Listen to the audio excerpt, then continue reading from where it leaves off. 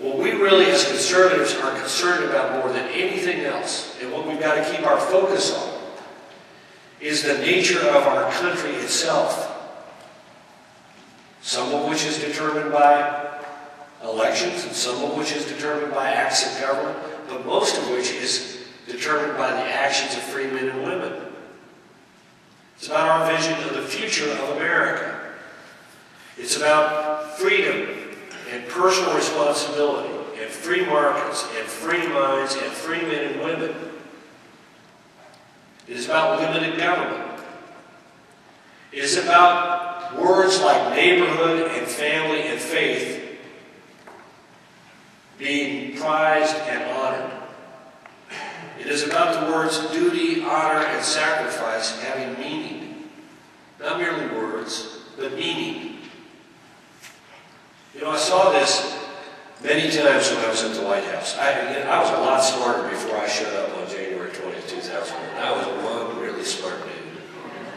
And then I showed up at 1600 Pennsylvania Avenue. And I got to tell you, it opened my eyes to the greatness of our country in a way that was powerful. I saw it in my colleagues. I saw men and women who could be making lots of money or enjoying professional success, and instead making sacrifices to serve our country. I had a colleague, I kid you not, he literally sat down and calculated his life savings and his available credit lines and how long he could stay at the White House while supporting an elderly parent and sending his kids to college. And he worked to the day that he exhausted his financial resources, and only then did he leave. And he was vital in the national security area. He was really making a huge sacrifice for our country. I saw a guy walk in to head the National Economic Council, and the ethics lawyer said, you're involved in some complicated hedge fund positions, and you've got to unwind them in order to take this job. So for $162,000 a year, you've got to unwind these hedge positions and lose $33 million. And Steve Friedman didn't hesitate 1 second. I saw it outside the White House, almost every day. I remember going to a school in Harlem, a charter school in Harlem. 4th floor of a school, unused floor of the school, and they turned it over to a charter school. I walk in the room, and here's a kid who graduated magna cum laude from Harvard in mathematics. Can you imagine what you could be doing on Wall Street or in finance with that kind of degree? And this kid is teaching 7th grade mathematics. He had students there, and they were doing problems on the board, and it was like a foreign language to me. Some little girl was working this problem up there, the coefficient of the coequation, the regression of the... I'm going, hey, speak English. Her dad was a janitor. He brought her to school each morning. When she finished school, she came and did her homework in the little closet that they gave the janitors at the building where he worked. I said, what do you want to do? And she said, I'm going to Harvard. And you know what? I bet she will. So I asked the kid who was teaching her, I said, why are you here and not out on Wall Street? He said, it seemed like the right thing to do. I remember going to Mecklenburg County, North Carolina to celebrate the 5th anniversary of welfare reform. And there were a bunch of guys, it looks like a lot of you guys here, sort of prim, dark suits, semi-colorful ties.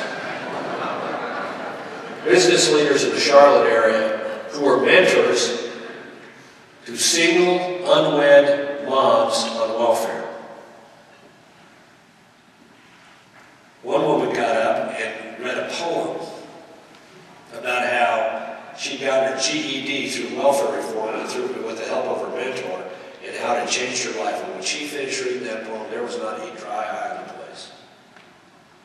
There was a woman who got up and said, I'm not making as much money today as I was getting free beforehand. She said, if you added up the housing assistance and the transportation assistance and the welfare checks and food this and blah, blah, that, and compared to my paycheck today, she said, I'm probably making less money.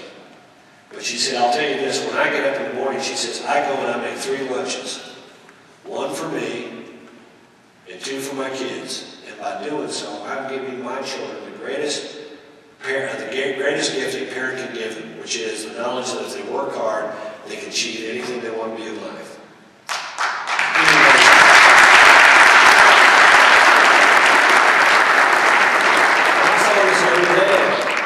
I saw this every day. I'll tell you, I saw it no more powerfully than literally the last week I was at the White House. And guess where I saw it? Reno, Nevada. Actually, Sparks, Nevada. The president was coming out on Tuesday of my final week at the White House to Sparks, Nevada, to speak at the Sparks Reno Convention Center to the American Legion, 8,000 Legionnaires and their spouses. Sort of an emotional trip for me because it was the final time I was going to be on Air Force One as a commissioned officer. And it was the last time I was the senior guy on the trip, so it was the last time I'd be the senior guy on the trip. And it was going home, going to Reno, go to Sparks. And I also had a big duty to do that. Now, you may not know this, but George W. Bush has probably met with close to 3,000 families who lost a loved one in Afghanistan or Iraq.